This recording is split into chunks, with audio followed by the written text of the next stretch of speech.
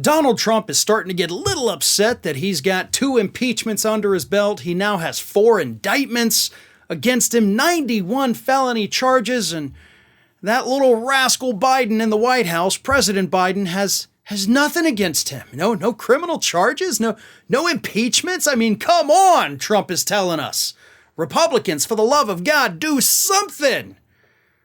And on Sunday evening, Donald Trump let his anger boil over. And in a post on Truth Social, he warned Republicans that if they don't get off their butts and impeach Biden immediately, then they risk, as he put it, fading into oblivion. Here is what Donald Trump posted on Truth Social Sunday evening. The Republicans in Congress, though well-meaning, keep talking about an impeachment inquiry on crooked Joe Biden. Look, the guy got bribed. He paid people off and he wouldn't give $1 billion to Ukraine unless they got rid of the prosecutor. Biden is a stone-cold crook. You don't need a long inquiry to prove it. It's already been proven. These lowlifes impeached me twice. I won. And indicted me 4 times for nothing.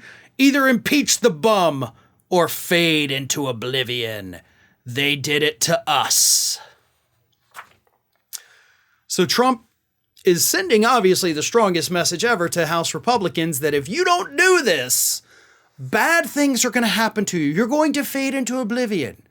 Now, he's not explicitly saying, I'm going to do bad things to you, but I think at this point it's kind of already assumed, like Trump is going to go after you if you do not impeach Biden.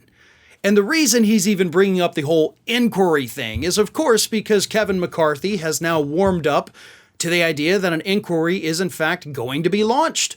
And when Republicans call the House back into session, everybody gets back to work, McCarthy's made it clear that he is going to let the lunatic fringe of the party take control of things and launch their inquiry. Because as Kevin McCarthy says, we need those bank records. Even though they already have bank records from 6 different banks that don't prove anything that they thought they would. So I don't know what more you need, but sure, go ahead.